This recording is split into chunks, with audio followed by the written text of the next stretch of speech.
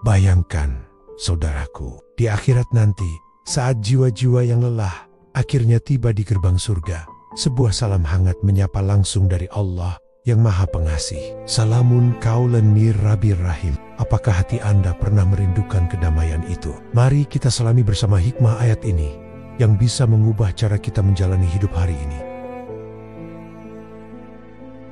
Dalam surat Yasin yang disebut sebagai hati Al-Quran oleh Rasulullah SAW, seperti dalam hadis yang diriwayatkan oleh Imam Ahmad, sesungguhnya segala sesuatu itu ada hatinya, dan hati Al-Quran adalah Yasin. Ayat 58 muncul sebagai oase di tengah gambaran akhirat yang mencekam. Ayat sebelumnya menceritakan wajah-wajah penduduk surga yang bercahaya, buah-buahan yang siap petik, dan pasangan-pasangan yang setia. Tapi mengapa salam ini begitu istimewa? Apakah kita, di tengah kesibukan dunia yang penuh kegelisahan, pernah berhenti sejenak dan bertanya, bagaimana caranya agar salam dari Allah itu menjadi milik kita?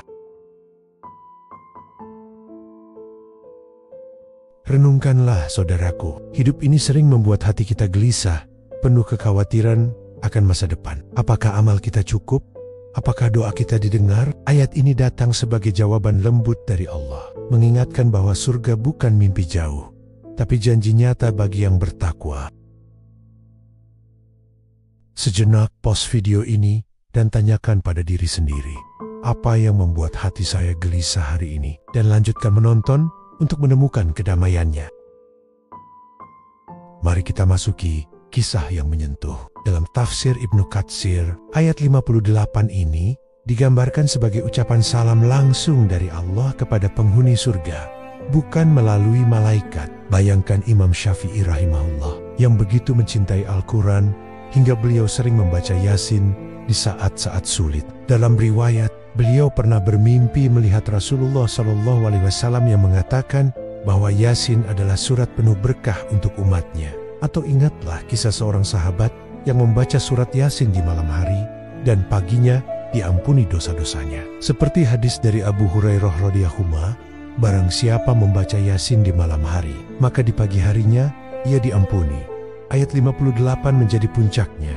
Salam dari Rob yang Rahim, sebuah ucapan yang menghapus segala duka. Kisah ini bukan sekadar cerita lama, tapi pelajaran bahwa di balik setiap ujian ada salam kedamaian menanti. Tapi bagaimana jika salam itu bisa kita rasakan sekarang? Apa yang akan Anda lakukan jika mendengar salam itu langsung dari Allah?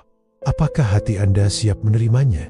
Kini, mari kita gali hikmahnya. Menurut ulama seperti Al-Qurtubi dalam tafsirnya, ayat ini menekankan rahmat Allah yang tak terbatas, di mana salamnya adalah bentuk penghormatan tertinggi bagi hambanya yang taat. Hikmah utama ini mengajak kita untuk selalu mencari kedamaian dalam iman, bukan dalam dunia fana. Dalam amalan para ahli hikmah, seperti ulama sufi, menyarankan membaca ayat 58 ini sebanyak 7 kali setelah syalat, untuk mempercepat terkabulnya doa dan hajat. Sebagaimana disebutkan dalam riwayat ulama, bahwa barang siapa membaca ayat ini 7 kali, Allah akan mengabulkan permintaannya, atau dibaca 3 kali untuk melindungi dari kegelisahan hati. Ini bukan sihir, tapi bentuk tawakal yang mendalam, seperti hadis Rasulullah SAW. Doa adalah senjata mukmin. Praktikanlah.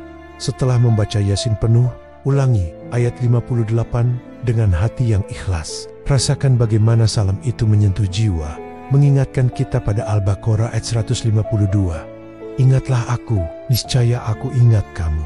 Hikmah ini mengajak muhasabah. Sudahkah kita menjadikan Quran sebagai sahabat sehari-hari? Saudaraku, ayat 58 surat Yasin adalah panggilan lembut dari Allah untuk kembali padanya. Mari amalkan, renungkan, dan sebarkan. Semoga salam kedamaian itu menjadi bagian dari hidup kita. Assalamualaikum warahmatullahi wabarakatuh. Jangan lupa like, subscribe, dan aktifkan lonceng untuk inspirasi Islami setiap hari.